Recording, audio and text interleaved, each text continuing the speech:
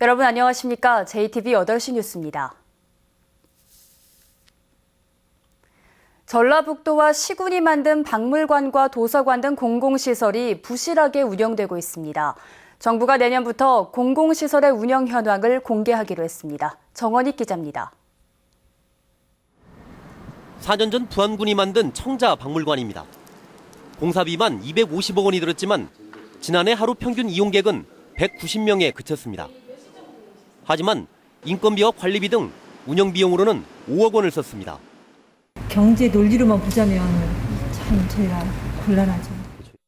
여기에도 유천리 가마터가 있었고 고래 상감청자가 있었던 만들었던 곳이니까 그런 의미에서 박물관이 세워진 곳이기 때문에 800억 원이 넘게 들어간 군산 예술의 전당은 물론 무주 군민체육센터 등도 사정은 마찬가지입니다.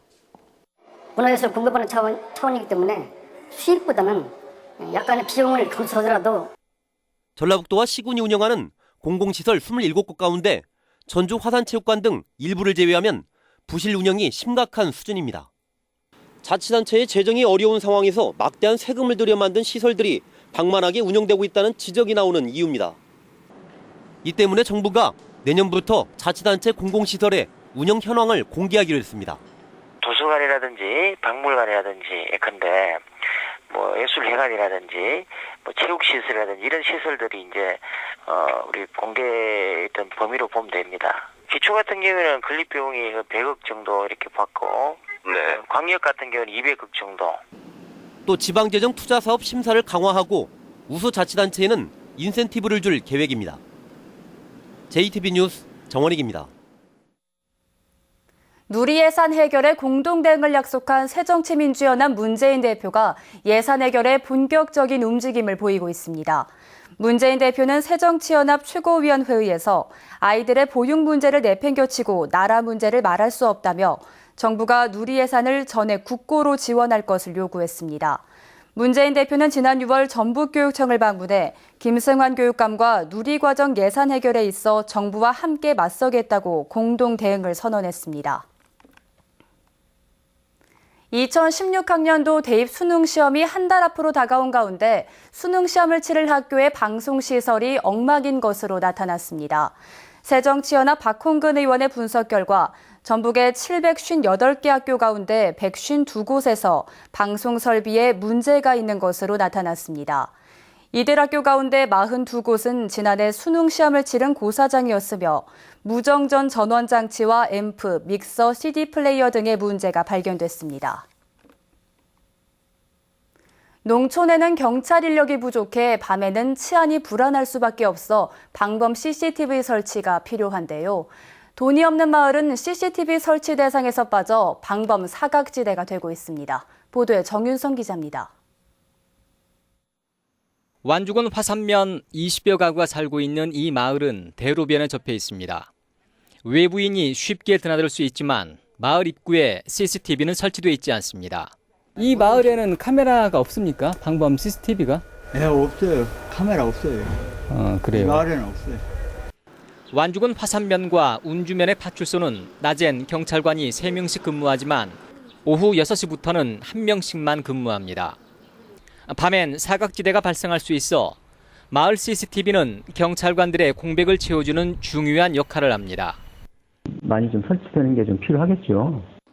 그럼요. 예, 그런 것도 필요하고요. 전체적으로 또 이제 치안 수요가 하지만 완주군이 두 면에 65개 마을 가운데 CCTV를 설치해 준 곳은 35%인 23곳에 그쳤습니다. 완주군은 CCTV 설치 비용의 절반을 부담하는 마을만 CCTV를 설치해주고 있습니다. 2대를 설치하면 150만 원을 마을에서 내야 되기 때문에 돈이 없는 마을은 지원 대상에서 빠질 수밖에 없습니다. 해줘야 되는데 안 해주니까 해주려면 다 해줘버려야지. 그거 있고 반절 부담하고 반절을 이거는 누가 그거 홀라고 하겠지. 학교, 공공시설 등을 중심으로 방범용 CCTV는 계속 확대되는 추세지만 가난한 시골 마을은 오히려 지원에서 제외돼 방범 사각지대로 남아 있습니다. JTBC 뉴스 정윤성입니다. 농지연금에 가입할 때 적용되는 면적 기준이 폐지돼 농민들의 가입 기회가 확대됐습니다. 농림부는 농지관리기금법 시행령을 개정해 경지 규모가 3헥타르가 넘는 농가도 농지연금에 가입할 수 있다고 밝혔습니다. 이로써 전북에서는 3헥타르 이상의 경지를 소유한 336개 농가도 농지연금에 가입할 수 있는 길이 열리게 됐습니다.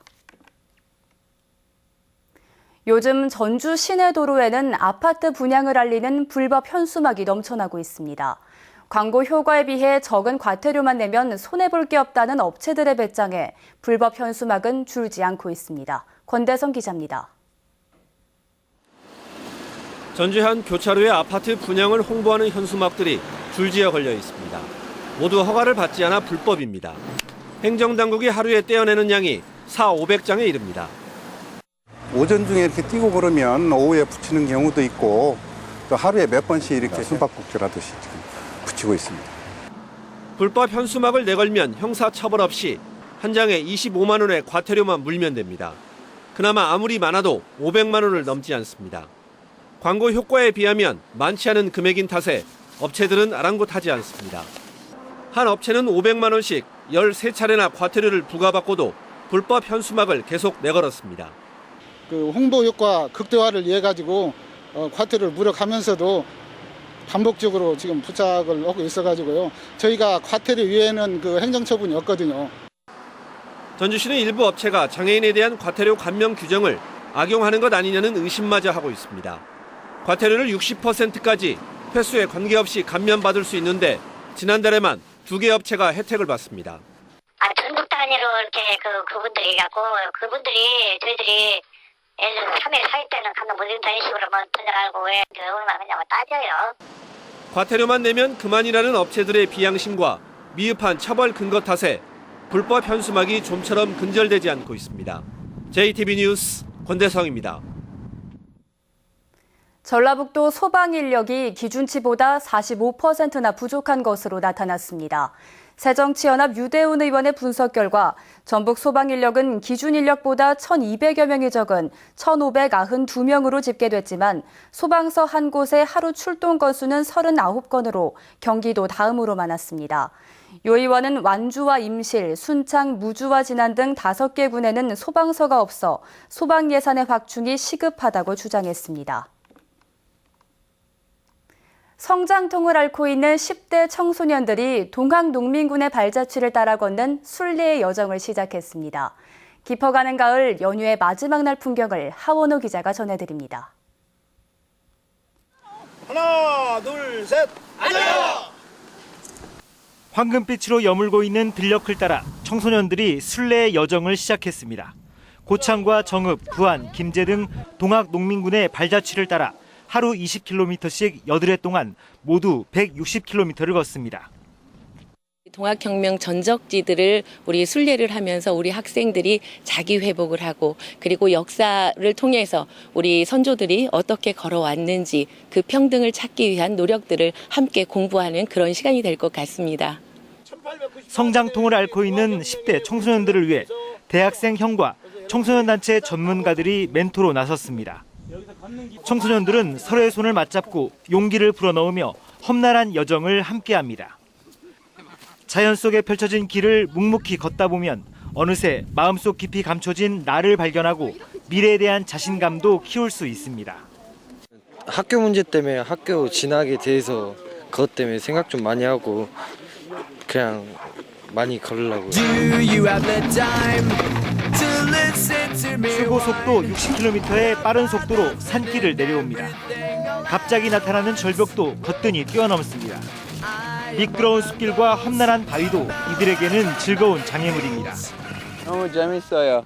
아주 신하고 너무 잘 개발하는 코스가 있으니까 아주 행복합니다. 두려움을 이겨내고 산길을 달리다 보면 한 주의 스트레스도 저만치 날아갑니다. 지난해 전북에서 처음으로 문을 연 산악자전거 공원에는 하루 평균 150여 명의 동호인들이 찾아 짜릿한 질주의 쾌감을 만끽합니다. 주중에 매일같이 이렇게 힘든 일을 하고 주말마다 나와서 이렇게 운동하면서 땀도 흘리고 또 즐거움도 느끼면서 스트레스를 해소하고 있습니다. 사흘 연휴의 마지막 날 깊은 사색 속에 길을 걷고 또 산길을 달리며 깊어가는 가을의 정취를 즐겼습니다. JTB 뉴스 카오노입니다. 제14회 전주 세계소리축제가 닷새간의 일정을 마치고 오늘 폐막했습니다.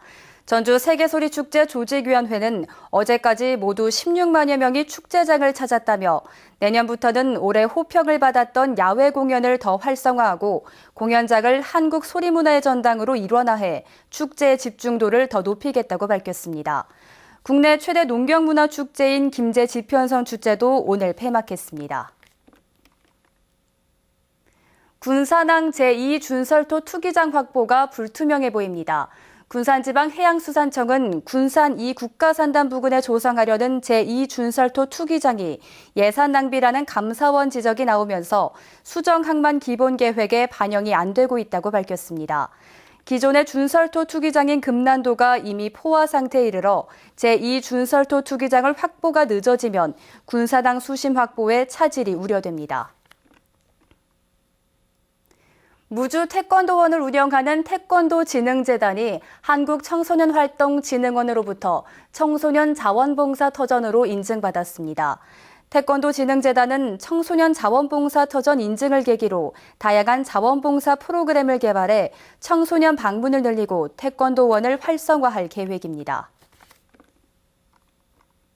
오늘 오전 11시 20분쯤 완주군 운주면 천등산에서 암벽을 등반하던 55살 김모 씨가 절벽에서 미끄러져 15m 아래로 추락했습니다.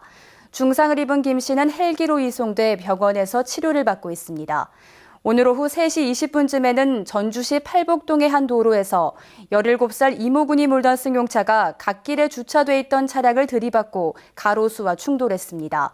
이 사고로 운전자 2군이 크게 다치고 함께 타고 있던 15살 김모 양과 14살 홍모 양이 경상을 입어 병원에서 치료를 받고 있습니다.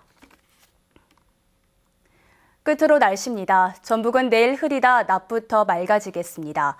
아침에는 산발적으로 빗방울이 떨어지는 곳도 있겠습니다. 군산과 김제 등 서해안 지역 내일 대체로 맑겠습니다. 아침 최저기온은 11도에서 13도, 낮 최고기온은 18도에서 20도가 예상됩니다. 바다의 물결은 1에서 3m로 일다가 점차 낮아지겠습니다. 전주와 남원 등 내륙 지역도 대체로 맑은 날씨를 보이겠는데요. 아침 최저기온은 7도에서 11도, 낮 최고기온은 18도에서 19도의 분포를 보이겠습니다. 다음 주에는 비 소식 없이 대체로 맑고 선선한 날씨가 이어지겠습니다. 이상으로 JTB 8시 뉴스를 마칩니다. 시청해주신 여러분 고맙습니다.